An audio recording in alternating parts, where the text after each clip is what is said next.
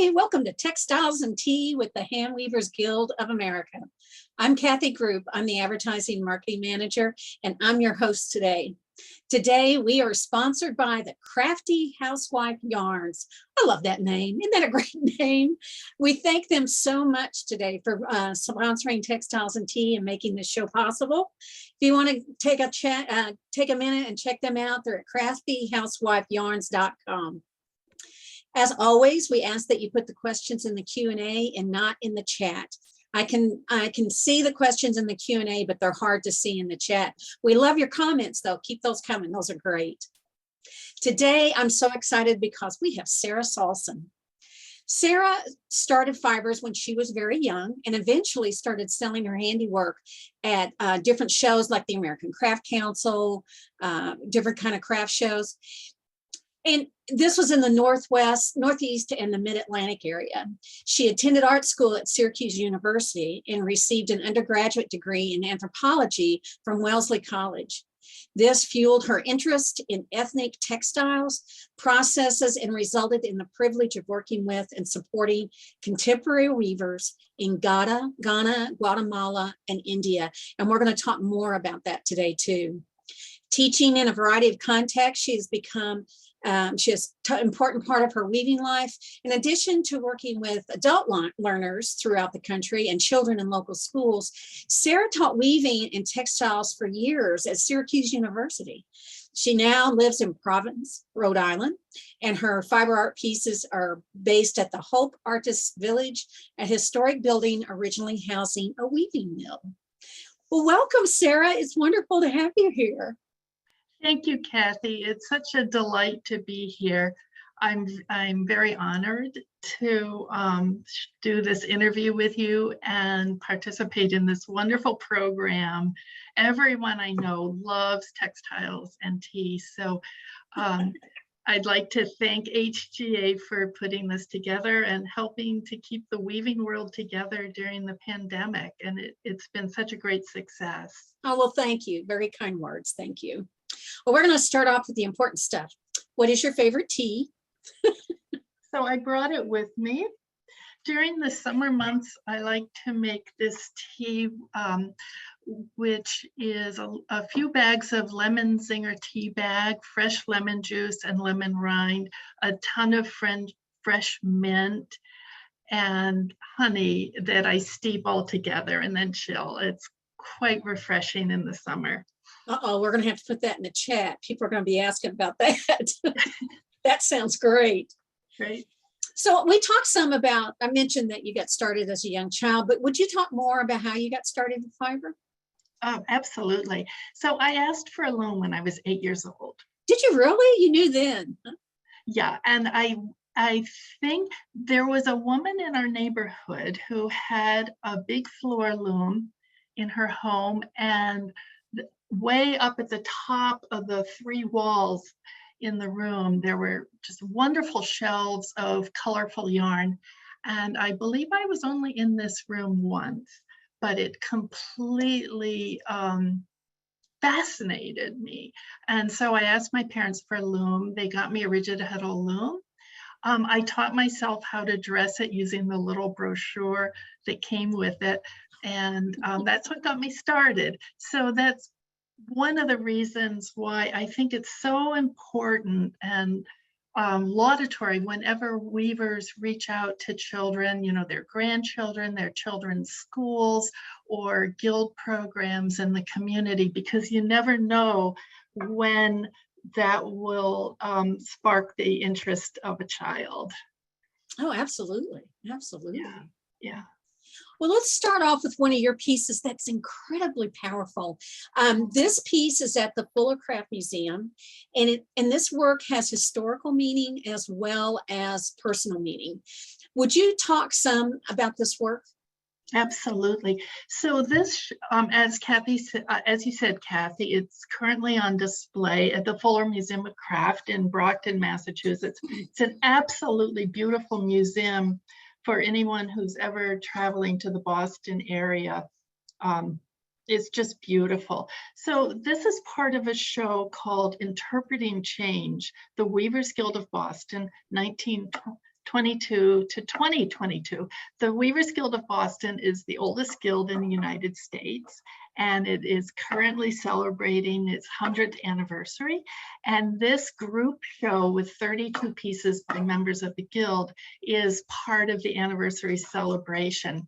So because the theme of the show is interpreting change, the idea that each piece somehow comments or documents something of a historic nature during the last 20 years. And I wanted to weave a Jewish prayer shawl because that's the focus of my studio practice. And I realized early on in the planning that I actually had a story to accompany a prayer shawl.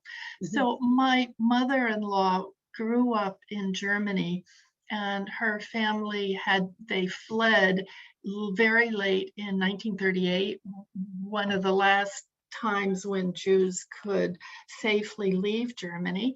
And they embarked on a journey that took them to Italy, then across the Mediterranean to what was then Palestine, and then where they were for about 6 or 7 months, and then crossed back across the Mediterranean to board a ship in France that brought them to the United States.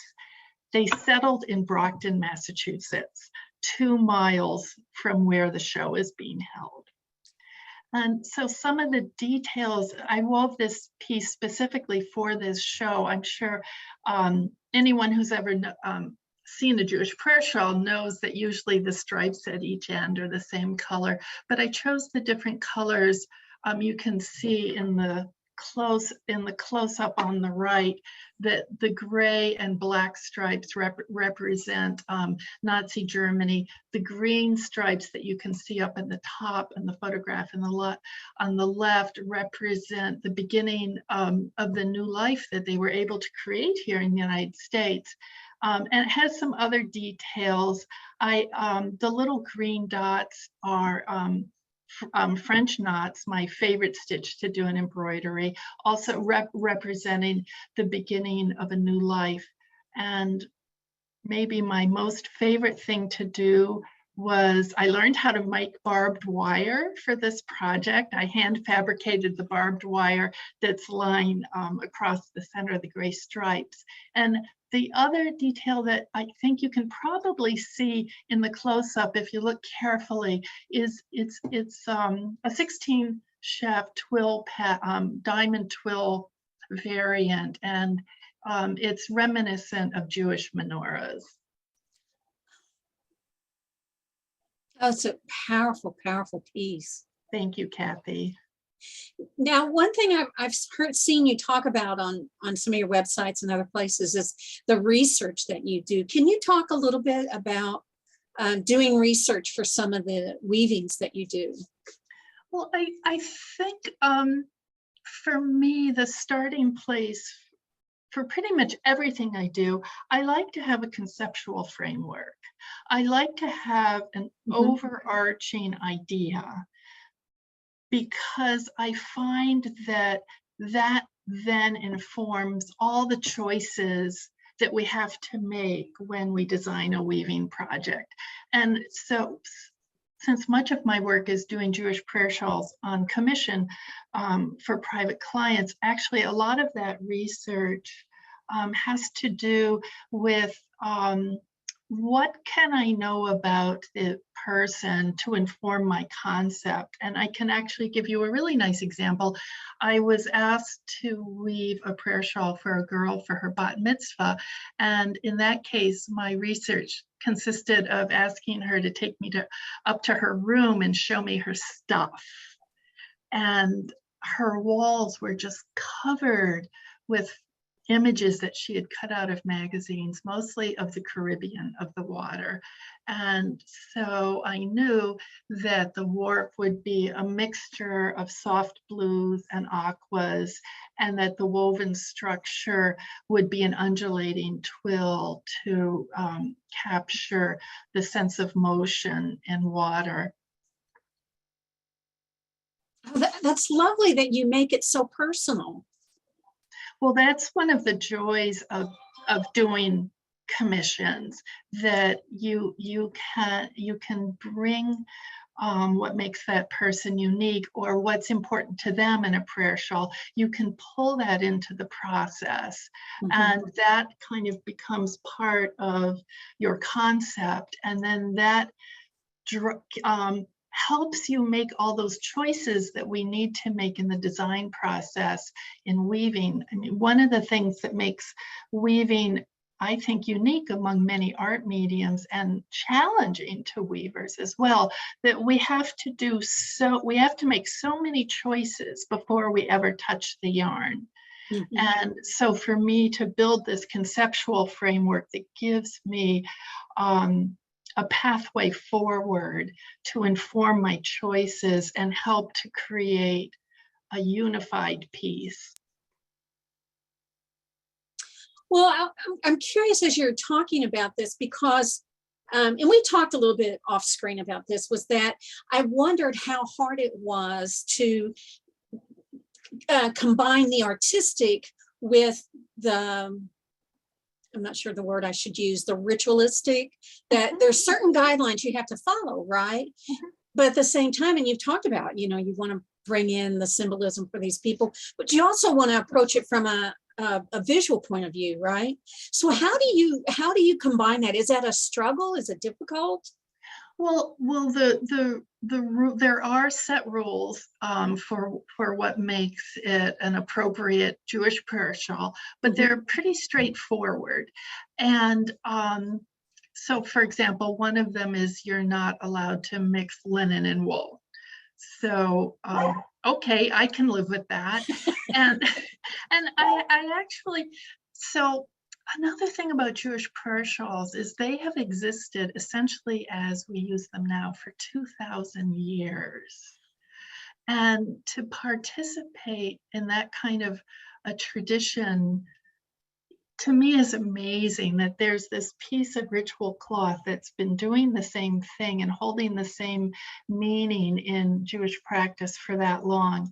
I love that. And what I really love doing is making cloth. So for me, it's the opportunity to make this wonderful piece of cloth. And I love silk yarn, and most of my prayer shawls are woven from silk. The other thing, when I started doing them, if you go into a synagogue and just look at the prayer shawls that are hanging there for people to use, the main body, the part that is cream colored in this one, it's almost always plain weave. And when I got into doing this, I'm kind of a bit of a structure geek. And I have 16 shafts to play with. And so I was like, well, that's a lot of cloth. And I love pattern making. So mine are going to have interesting designs. So I think it's really, and then they are required to have this collar that you see up at the top. And so that's another opportunity to create interesting cloth. What is that collar on there? So the collar is called an atara, and that means crown in Hebrew. And you're always, whenever you put on your prayer shawl, you're always supposed to put it on exactly the same way. So the atara actually is functional in that it tells the wearer which edge goes up against their neck. And this one is woven in waffle weave. And, okay. Oh, you asked about research. I did a lot of research on a technique called chapenier arbet that was done in Eastern Europe in the late 19th century and early 20th century. I first saw it on display at the Israel Museum in Jerusalem, and the original one, it's kind of like a cross between bobbin lace and macrame, and it was done in pure silver yarn. And it was very ornate and very dimensional. And I got really excited about that. And I spent quite a bit of time replicating it, not exactly what it is, because you can't do that on a loom, but replicating the use of metallics and trying to create cloths with a lot of dimensionality. Yeah, I had read that you had done research like that. And I thought, once you're a professor, you're always a professor. You got to do that research. You want to know. Well, the next piece that we're going to look at is a work that you did for your faculty members at Syracuse University. And they're very cool. I can't wait to hear you talk about these three. So these pieces, there were 3 members of the physics department that were all retiring at the same time. And the physics department commissioned me to make their retirement gifts. And so what I did was I enlisted the aid of their colleagues. For each one, I talked to a colleague in the same branch of physics and asked them to identify what had been the scientific paper that was considered their major contribution to physics. And then I got those 3 papers and I just used the graphs in them as my visual source material and learned from people who know something about physics, which I don't, which graph was the one that illustrated what was considered their major contribution to physics. And so, you were interested in how I use research, and I talked about working conceptually. So that was my concept that I could use for each one. They were all done on the same warp, and we're going to talk more about painting warps on loom in a little while. But one of the wonderful things about that process is each part of the warp you can paint differently. Different colors, and so I took advantage of that in this. Some of it is painted warps, and then the one on the far right, this little graph thing, it almost looks like a drawing of branches or something like that, although it's actually something really different. I did that with fabric paints on top. And I did these pieces right after I had come back from Ghana. And I was just really, really immersed in my appreciation of West African strip weaving. And one of the things I loved about strip weaving is what happens when you sew the strips together. And so all 3 of these pieces it was a pretty narrow warp. It's only about 1 foot wide. And then I sewed the strips together with really visible stitching. Oh, I love this. I cannot imagine the impact this must have on the people that got them as a gift. To see a representation of your life's work hanging on a wall every day, because I look at them and I just think of how they look. But if I was looking at it and seeing that it meant so much more, what an amazing gift. And again, your research just makes it that much better. That's just amazing. Thank you, Kathy. That's amazing. So speaking of teaching, you taught at Syracuse for 15 years, and you're currently teaching at the Rhode Island Weaving Center. So 2 questions. One, would you talk some about the Rhode Island Weaving Center? And then if you would, talk some about what has drawn you to teaching. Obviously, it's a passion for you. What is it that you think brings you into that? Well, I'm so glad you asked me to talk about the Rhode Island Weaving Center. It's the Rhode Island Weaving Center was started by an incredible group of volunteers, and it opened only a year ago during the pandemic. We're located in southern Rhode Island, and we hit the ground running last summer, and we now have classes in floor loom weaving, tapestry weaving. Our tapestry classes are incredibly popular. Rigid heddle weaving and inkle loom weaving. We're doing programs for children this summer. Just last week, I taught a 5-day intensive floor loom beginning class. The students wove off 2 warps in our 5 days. And so I'm so proud of the group of women who got it up and running. Our goal is to really be a place where people can both learn weaving, and then we also have this beautiful room. It used to be a yoga school. It has amazing wooden floors, beautiful windows, and that's our studio space. That's for studio weavers who want to weave in a studio environment where they're not working in isolation, where they can come and be there in community with other weavers.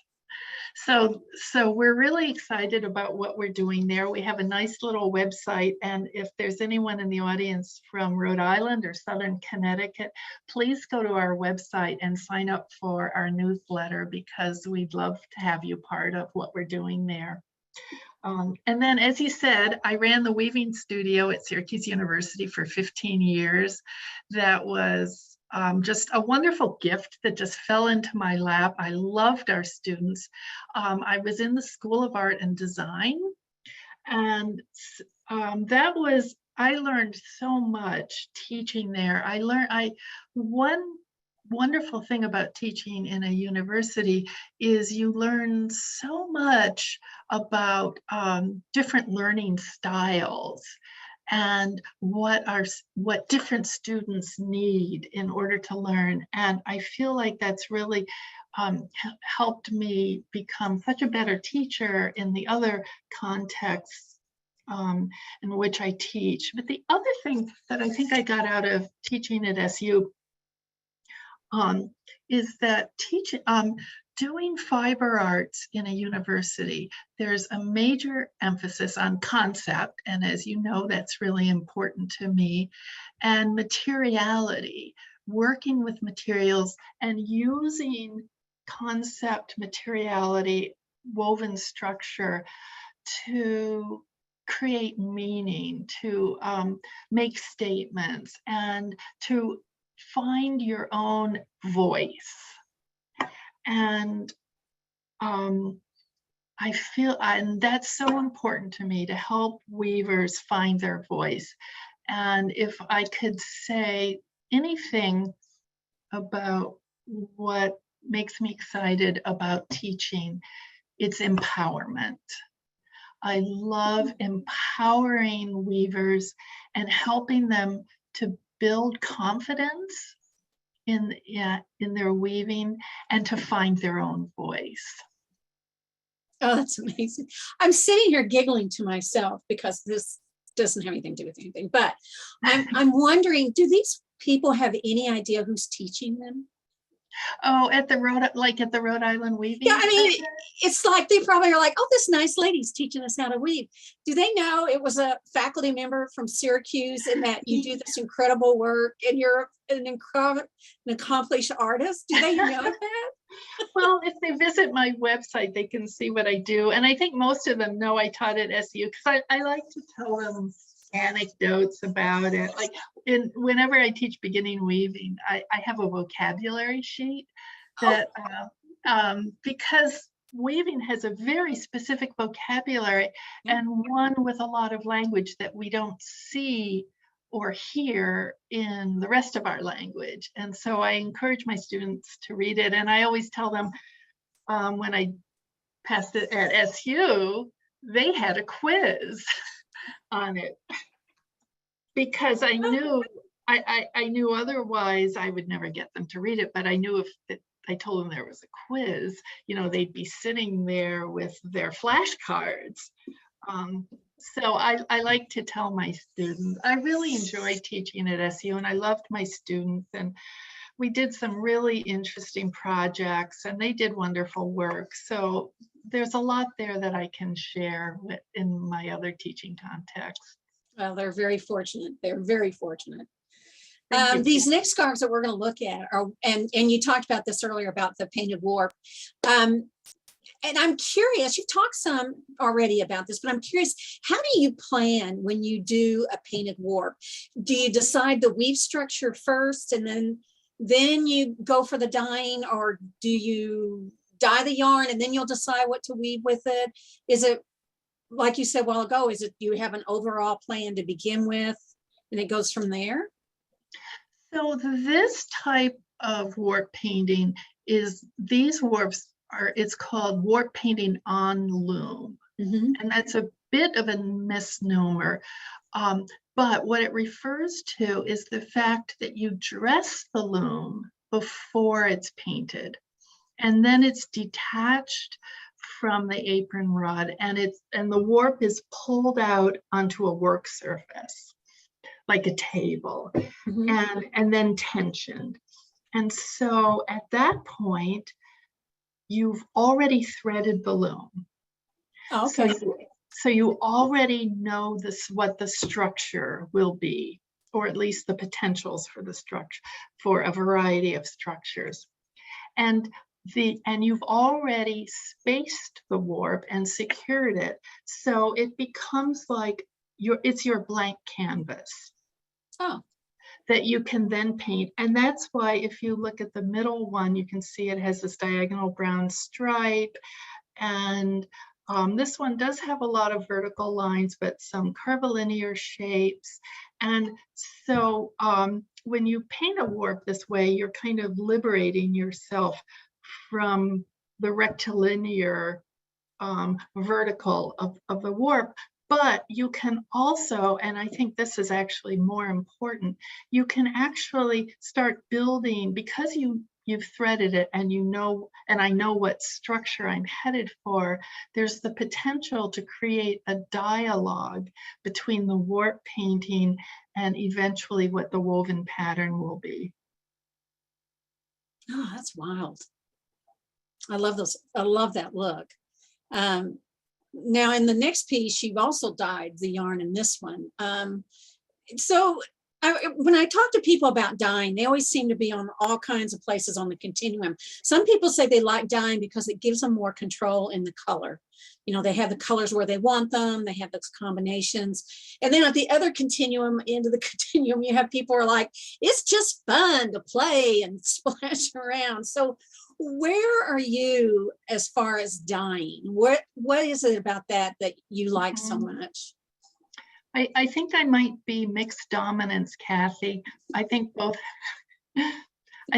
of those appeal to me. I think the reason I got into doing painted warps on loom is because before that I had a production line of summer and winter scarves that I was selling in the wholesale and retail markets. And I still love summer and winter, but it's very geometric, it's weft faced, and you pretty much have made all of your design choices before you go to the loom. And as I was sort of feeling those limitations, at that time I was living in Boulder, Colorado, an amazing weaving community, as everyone knows, but it's also, at least at that time, and I think it still is, it was a major center of the contemporary quilting movement. And I was invited to participate in a crit group. And I was fascinated with the way that the quilters in this group worked. They would start a piece, they would pin it to their pin board on their wall. They would step back, they would look at it, they would respond to it, and then the piece would build organically. And what I loved about that process is that there were opportunities for decision-making at every step along the way. And I wanted to bring that into my process. And so that's what pulled me into doing the painted warp, so that you paint the warp, and that's very, very expressive. As I said, it allows you to break the grid and work in a curvilinear way, use many colors. Think about how it's going to relate to the woven structure, so that when you're painting, you're thinking about what the weaving will look like and thinking about how they can speak to each other. And then I never chose weft colors until I actually started the piece. And so then you have the opportunity to choose the weft color. And so it became a really, you know, almost every step of the way, you could ask yourself some questions about what you wanted to have happen next. I never thought of it that way. Yeah, that's great. Yeah. Well, this next prayer shawl is just beautiful, and it too has some dyeing in it. So I just wish you would talk some about it and how it came about, and a little bit especially about the dyeing that you did for the threads, the hanging down part. Yeah, so at the beginning, Kathy, you asked about what aspects of the prayer shawl were ritually demanded in order for it to be an official Jewish prayer shawl. And the fringes that you're referring to are mostly, and you can see them best in the photo on the left, all 4 of them, 1 in each corner. And you can see a bit of an enlargement of some of the knotting of those fringes in the picture on the right. These are what make a prayer shawl, a Jewish prayer shawl. These fringes are called tzitzit, and they are described in the Hebrew Bible. And originally in the Hebrew Bible, it says you will attach a thread of blue called techelet to the 4 corners of your garment. And originally it was a snail that was harvested in the Mediterranean. Eventually it was over-harvested, pretty much became extinct.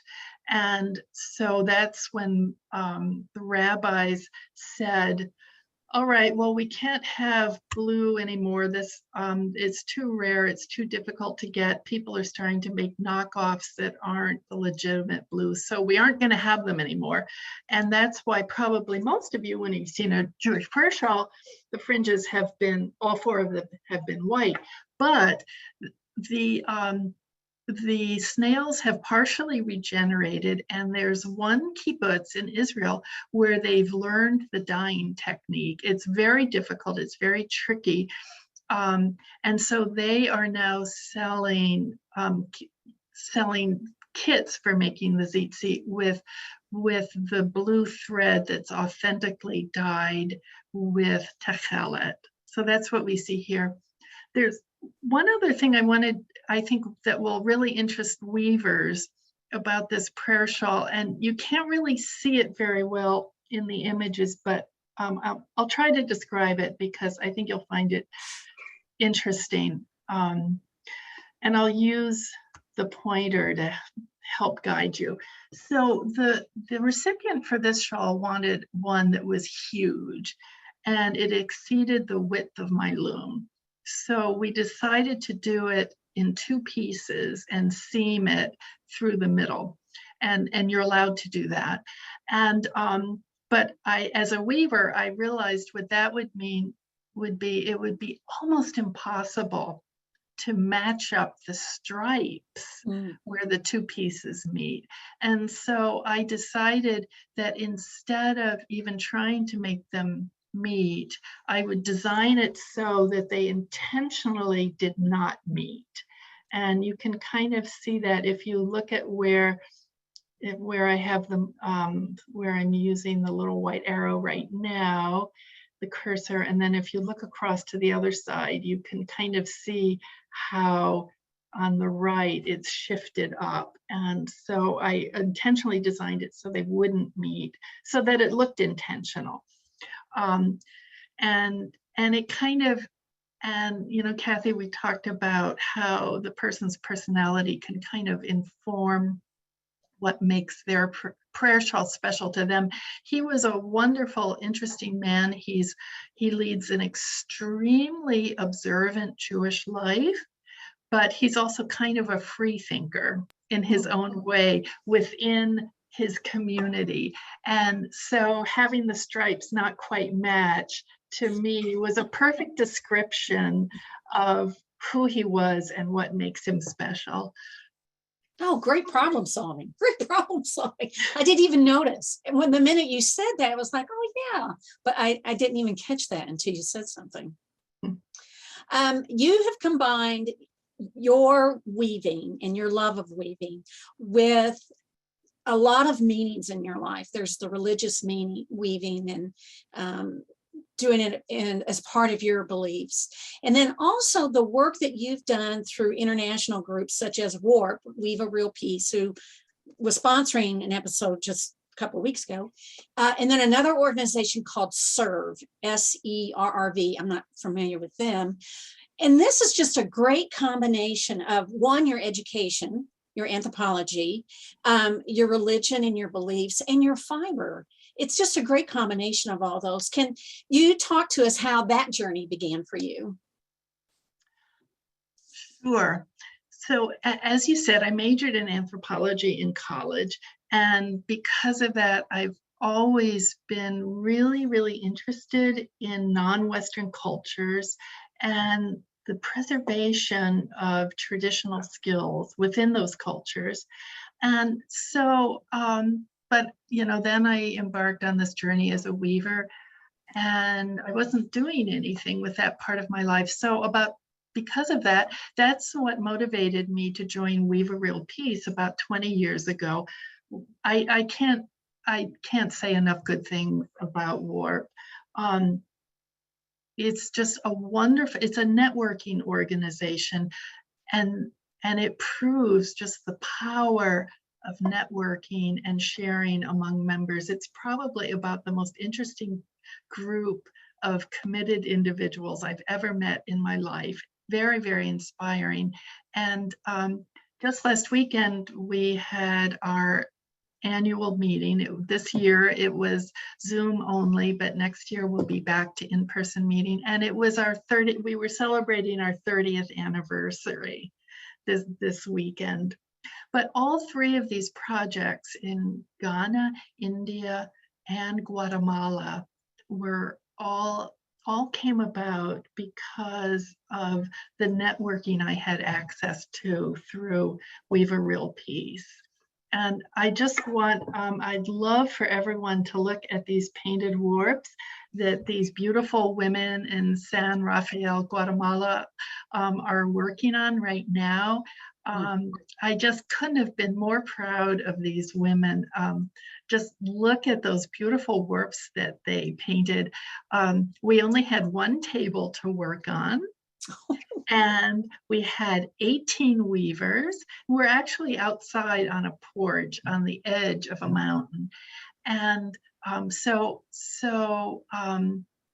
we divided them into two groups, and they worked cooperatively to do this beautiful painting. They had never worked with fiber reactive dyes before. And that was when I learned, by working with these women, that painting warps on loom works perfectly on backstrap looms. Oh yeah. Well, when you're doing this work, what do you think that you are bringing to them? And what is it do you think that they are giving back to you? So honestly, I'm not quite sure what I've given to them, although I've certainly, tried to share skills and try to meet them where they are to see how I can help.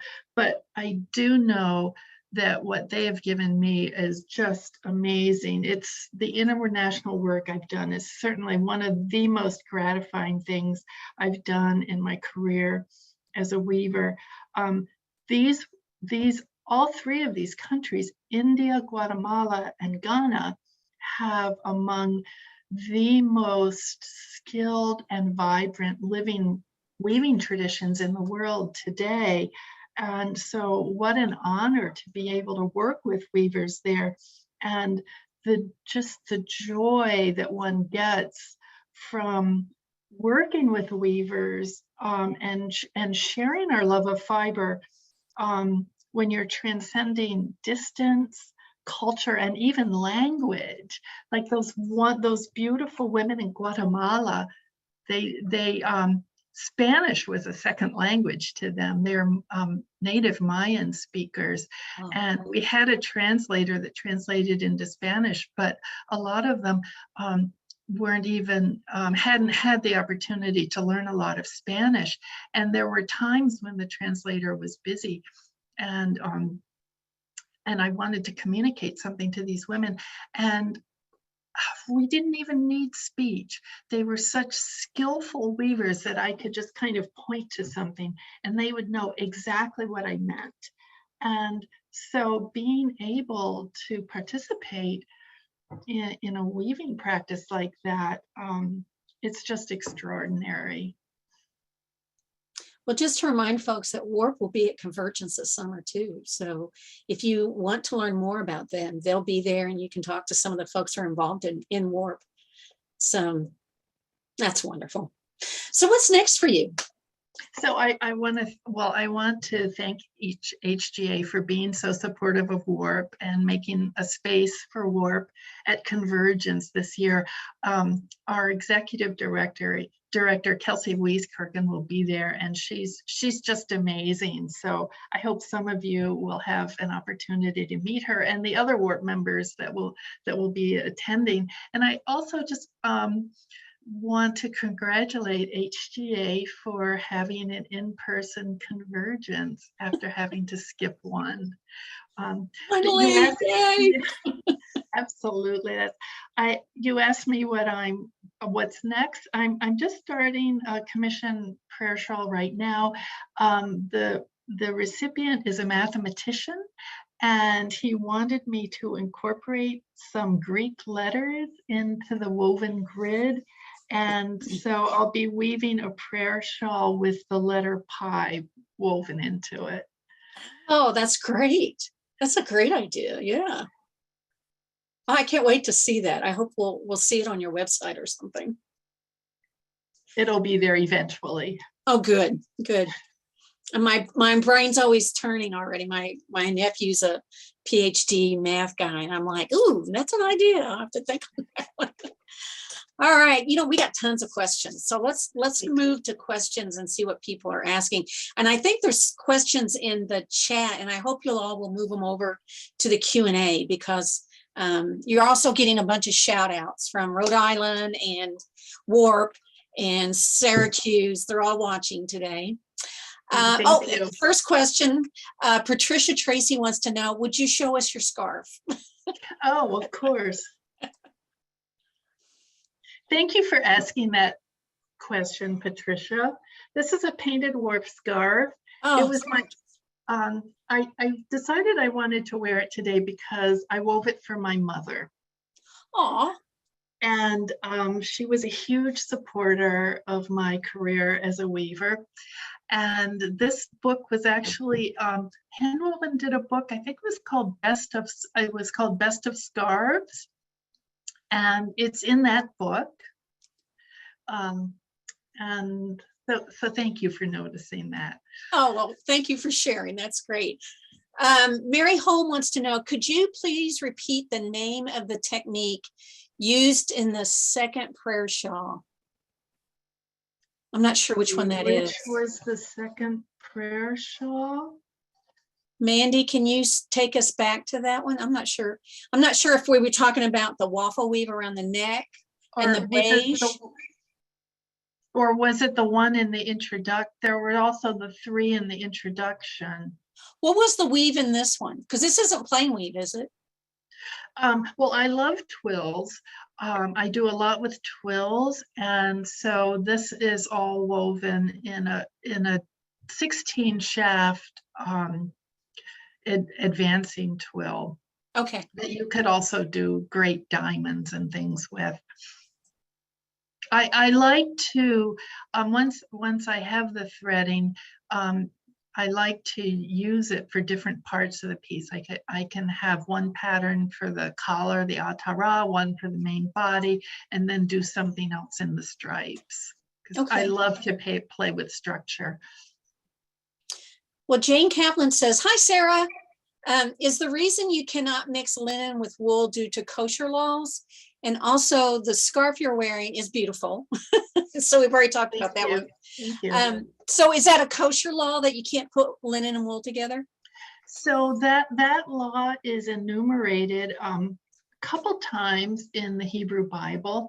I think at least twice, but in the Hebrew Bible, the high priests were actually instructed to wear garments woven from a combination of linen and wool. And so I think the current thinking is that therefore, because the high priest, it was something, a garment that was reserved for just the high priest, so no one else should ever use it. Okay. Kim McManus wants to know, what type of fabric paint do you use?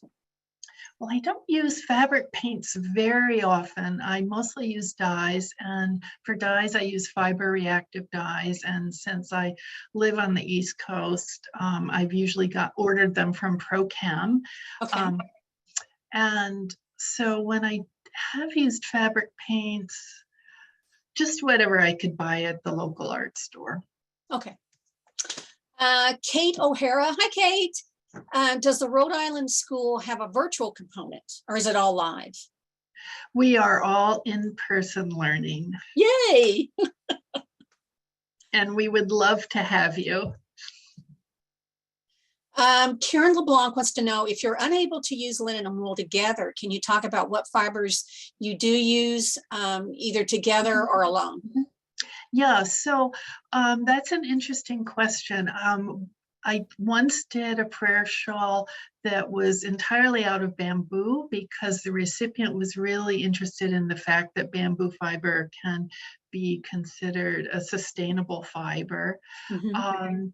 What I most love are prayer shawls that are 100% silk, because I love silk, and it's so, because of its pliability and its light, its sort of airiness, it's ideally suited to making this big piece of cloth. But the one I'm doing, that I'm starting now, is going to have a warp of mercerized cotton and a weft of silk.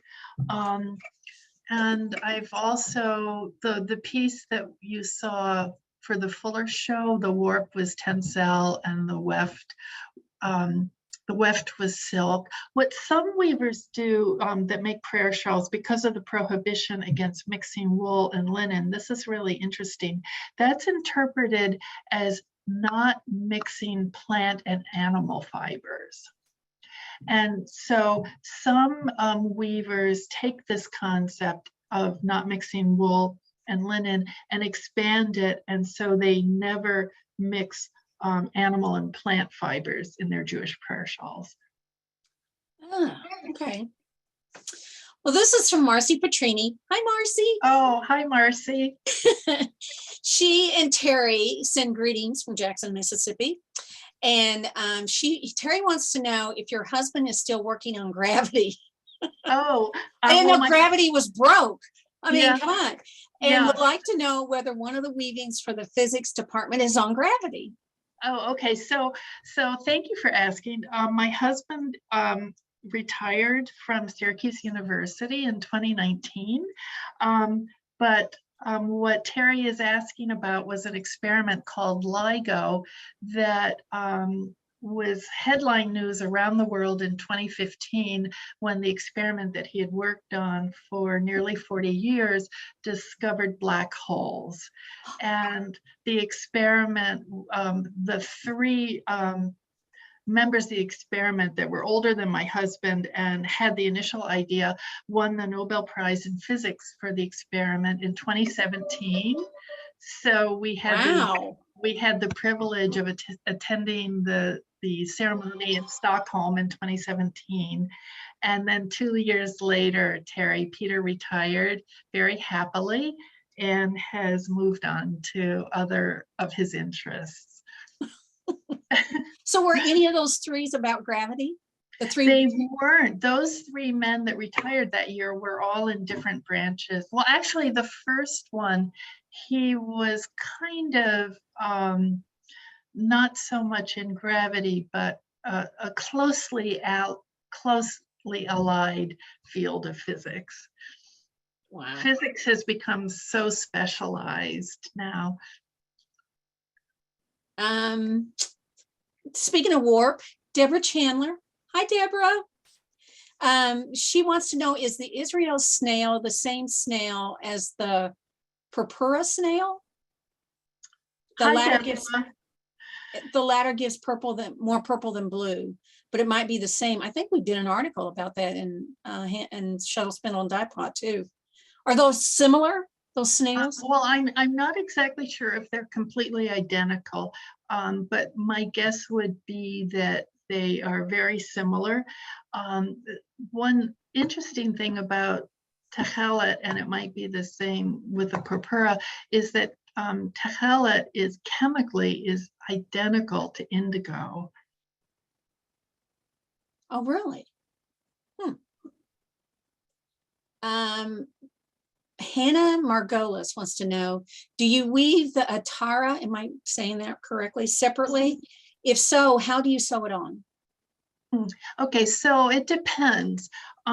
Very often what I do is I always have extra warp, and so very often I'll weave it after I've woven the prayer shawl. I just weave some more cloth, and then that gets cut and constructed into the atara, and then they're sewn on by hand, just whip stitched on, very simple sewing, so that if they need to be removed at any time because its cleaning process would be different from the rest, it's easy to take it off and put it back on. Oh, okay. Okay.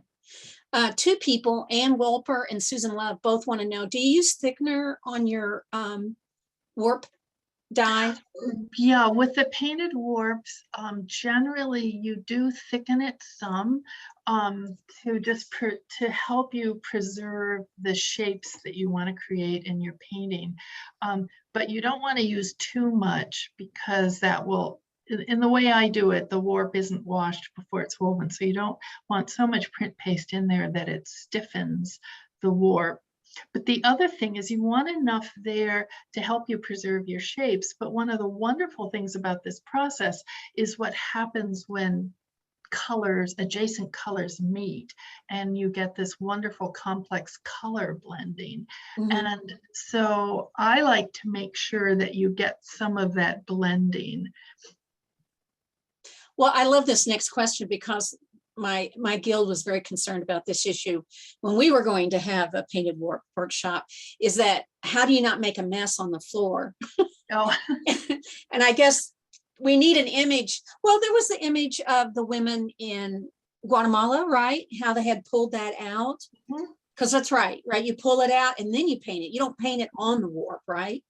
I mean, on right, the that's right. That's why I said calling it painted warps on loom is a bit of a misnomer, but I've never been able to think of a better name. I know. That's right. It's pulled out onto a table that's covered with plastic. And when I'm giving the workshop, one of the things that we always talk about in advance is the physical space where we're going to be holding it. And I don't think I would want to teach it in a room with white carpet. That's true for most time. Deborah wants to know, and I was curious too, what years did you live in Boulder? So let's see. Oh gosh. Well, we've lived here in I have to sort of do the math. We've lived here for 2 years now, and we lived in Syracuse for 30 years. So it was about 32 or 33 years ago, and we lived there for 16 months, and we absolutely loved it. All right. Sherry Sullivan, probably not pronounce that right, Sherry, sorry. She goes, I think you've already answered this about what kind of fiber do you use for your painted warps. She says she's going to be in your class in Baltimore in the fall. Oh, wonderful. Looking forward to meeting you then. What are you going to have them use? Are they going to use cotton or tencel, or they can use whatever they want? So I give them a choice of either mercerized cotton, smoothly spun silk yarns, or tencel. I find all of those work really, really well. All right, Sherry, get hopping. You're going to be the star pupil in that class this fall. Are there any openings in that class this fall? Can we all come and join you in class this fall? Do you teach? Are you still teaching? Are you traveling and teaching? I do travel and teach, and you know, many workshops, of course, were canceled during COVID, and the various, you know, each guild is making choices about how and when to return to in-person programming. Are you okay with? As you know, Are you okay with teaching? Or are you going to wait for a while? so I've taught a couple workshops over the last year, and teaching and each one we've had to evaluate very carefully what safety measures we had to have in place, what the group was comfortable with. And so each time we're still going through that whole decision-making process each time to make sure that we can work the details out and that everyone will feel comfortable in a group setting. Well, I'm envious. I wish I will be there. Well, I cannot believe it. It's been an hour. I know I say that every week, but I can't believe it. It always goes by so fast. Thank you so much for being here. I really do appreciate you showing up and sharing with us about your work and your creativity and just sharing with us. It's been great. Kathy, thank you so much. It's been a real honor to do this and a great pleasure and so much fun. You're so good at this and everyone loves it. Thank you. I love doing it. It's been a gift. So if you want to know more about Sarah, please go to her website, sarahsaulson.com. You can see more of her beautiful work. If you are interested in getting a commission, she has information there also on how you can go about doing that. But you really can see more of the beautiful work. And there's so much more that we didn't even talk about today that we didn't get to. So I encourage you to go to that website and check it out, sarahsaulson.com. We want to thank our sponsor, excuse me, Crafty Housewives Yarns, and they are at craftyhousewifeyarns.com. Go check out their website. If you're a spinner or if you're thinking about getting a spinning wheel, go check out their spinning wheels. They are magnificent. Just all kinds of, I'm not a spinner. What do I know? But they were so pretty. And she is going to be at Convergence. So if you're interested that you think you might want to check out a spinning wheel while you're there, give her a call ahead of time and see what she's going to have. And then you can test drive in your next spinning wheel at Convergence at Crafty Housewives yarns.com. Be sure you go check out their website. And she also has the coolest looking drop spindles. I'm going to have to see those when I go to Convergence too. So again, thank you, Crafty Housewife Yarns, for being a sponsor for Textiles and Tea. If you or your guild or your business would like to be a sponsor for Textiles and Tea, please go to our website at weavespindye.org and you can get more information about how you too can be a sponsor. If you like this kind of programming and would like to see more, please join or donate to the Fiber Trust at weavespindye.org. As I've said before, a lot of this programming is not provided through membership. It's through those donations that we can add some of this great programming that we've been able to do lately. If you've missed any of the episodes or you want to watch this one again, and I can understand why, go to the HGA Facebook page. You can watch them on there. You do not have to be a member. You don't have to have an account. They make it sound like you should, but you don't have to. Your other option, of course, is YouTube. We are putting those up as we go. Be sure you subscribe because when you do, you'll get a notice when a new episode is uploaded. Convergence, it's coming. Finally, 4 years, 5 years in the making. Be sure you sign up. We still have things that you can sign up for. We've got the skein competition. We're looking for people to enter that. All kinds of volunteer opportunities. Come volunteer with us. We need people to help me in the vendor hall. And what a great way to spend an afternoon or a couple of hours in the morning is just being in the exhibit and walking around in the exhibit. We're looking for people to help and donate some time. We have the shuttle races. We got people signing up for that. Be sure you signed up for that. And we're looking for sheep to shawl teams. So thank you so much for those who signed up already. We're looking forward to getting a few more people to do that. We have some deadlines coming up also. July 11th will be the last day you can register for a session a CVP, the tours, or the fashion show and the keynote. If you want to sign up for a session or tour, you can do that late, but there's a late fee. But anything that's food related, like the fashion show or the keynote, you have to do that by July 11th because it's the last day to purchase any meals.